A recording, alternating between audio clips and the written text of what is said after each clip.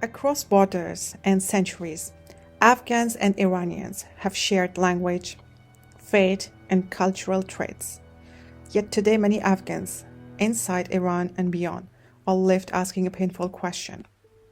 Why such a deep hostility from a country they once called a brother?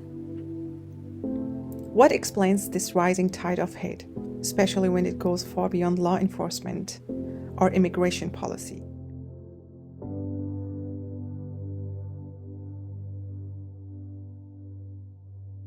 If someone is undocumented, deport them. If they have broken the law, prosecute them. If they have disrespected the rules, hold them accountable. But why are all Afghans, legal residents, students, refugees, painted with the same brush? Why does the very idea of Afghan identity trigger such rejection, not only in the street of Iran, but across its digital landscape? It begins in the most human places, like pharmacies, schools, buses, and banks. نه خب من آقا من حساب دارم اینجا الکی نیست میبندم حساب تو خود ببینم باش حسابم ببرم هر شما حساب تو چه شام تو بدم خود ببینم این انسانیت است ها آره انسانیت من فقط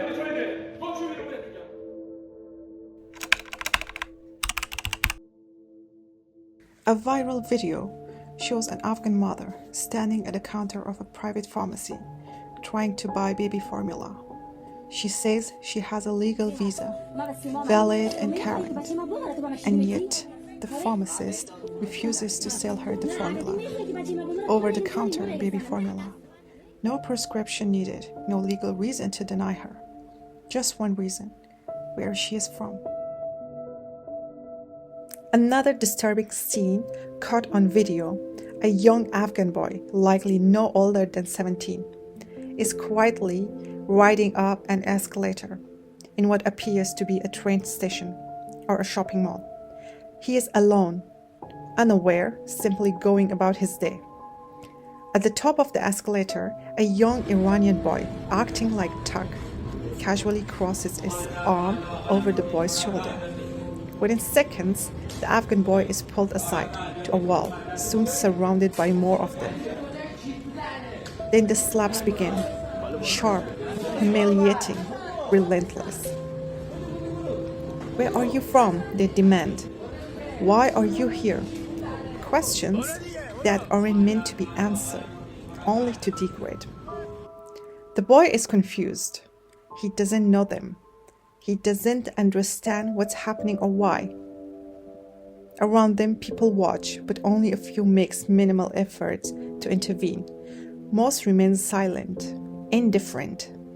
It's as if this kind of violence has become so normalized, it no longer shocks. This is the everyday reality for many Afghans, targeted not for what they have done, but simply for who they are, in a climate fueled by nationalist sentiment in Iran. And this behavior isn't limited to street corners or escalators.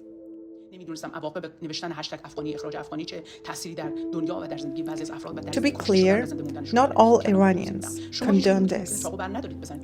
Many both inside Iran and across the diaspora have spoken out in solidarity with Afghans. Some have even faced mockery or hostility for doing so. Their voices are crucial and courageous. But the truth remains in a climate where hate is tolerated. Humanity is silenced, and what should shock us often doesn't anymore.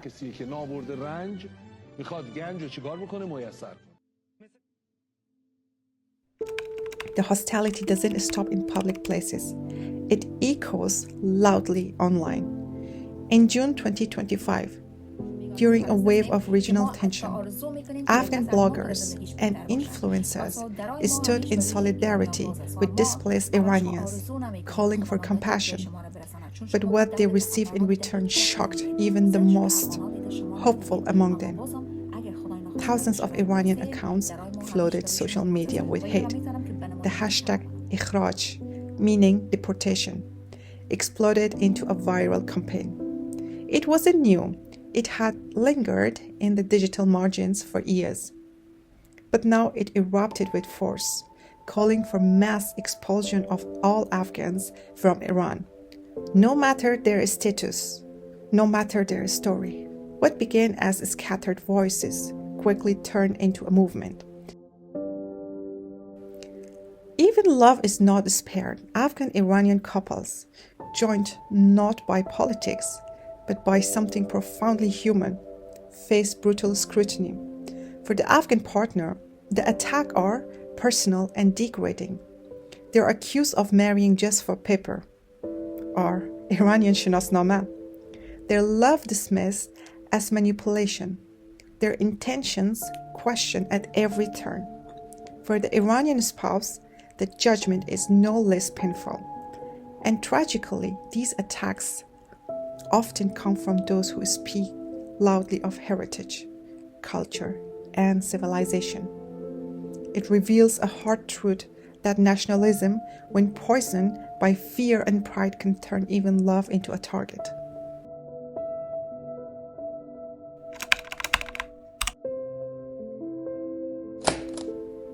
This is not about isolated cases. It's not about border security or law enforcement. It's about something deeper, a culture of exclusion, where Afghan identity is treated not just as foreign, but as inferior. And yet the contradiction is stark. While Afghans are vilified within Iran, some Iranians, when seeking asylum or faster immigration processing in the West, reportedly represent themselves as Afghan nationals. They do so not out of shame, but because Afghan cases are often prioritized in humanitarian corridors due to decades of war and displacement.